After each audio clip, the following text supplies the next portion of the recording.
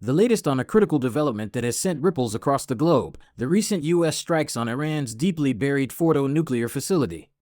Codenamed Operation Midnight Hammer, these strikes, carried out early Sunday by B-2 Spirit bombers, involved the deployment of massive Ordnance Penetrator, or MOP, bunker-busting bombs. We're talking about 30,000-pound precision-guided bombs, designed to penetrate up to 200 feet into hardened underground facilities.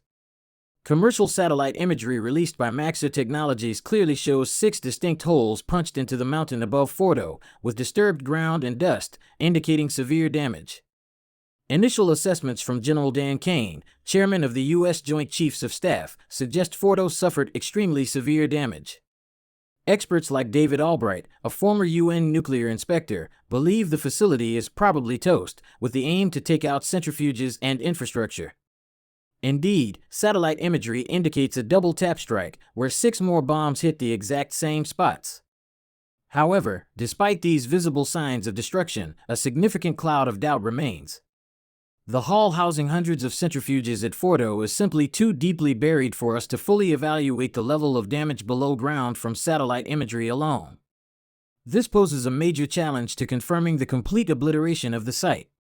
Even more concerning are the intelligence and expert assessments suggesting Iran may have moved critical nuclear material before the bombs hit. Satellite imagery reportedly showed unusual activity at Fordo just days before the strike, with a long line of vehicles seen outside an entrance. A senior Iranian source reportedly confirmed that most of the near weapons-grade 60% highly enriched uranium had been moved to an undisclosed location.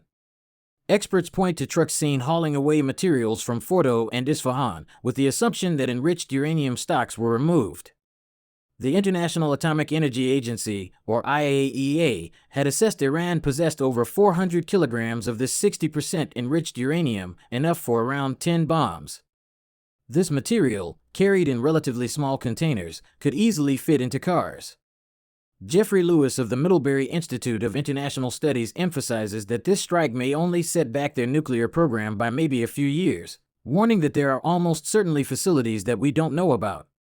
Arizona Senator Mark Kelly echoes this concern, fearing Iran could take its entire program under the radar, potentially even accelerating it. While the U.S. Secretary of Defense Pete Hegseth declared Iran's nuclear ambitions obliterated, independent experts largely disagree, calling it an incomplete strike as Iran's uranium stocks remain unaccounted for. Beyond Fordo, Operation Midnight Hammer also targeted Iran's main uranium enrichment facility at Natanz and the Nuclear Research Center at Isfahan. While U.S. Tomahawk cruise missiles reportedly damaged the uranium facility at Isfahan and a MOP likely destroyed Natanz underground halls, questions linger. David Albright questioned the effectiveness of cruise missiles against a deeper tunnel complex near Isfahan, and noted Iran's recent plan to install a new enrichment plant in Isfahan, raising the question, where are the 2,000 to 3,000 centrifuges slated for it? The strikes have also prompted a severe reaction from Iran, with its parliament reportedly threatening to withdraw from the Non-Proliferation Treaty, which could mean an end to cooperation with the IAEA. This would leave the world in the dark about what Iran may be doing, as Daryl Kimball of the Arms Control Association put it.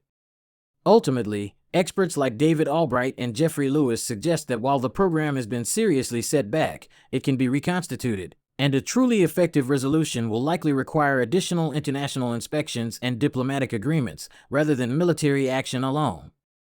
Thanks for watching GG Deep Dive. End of transmission.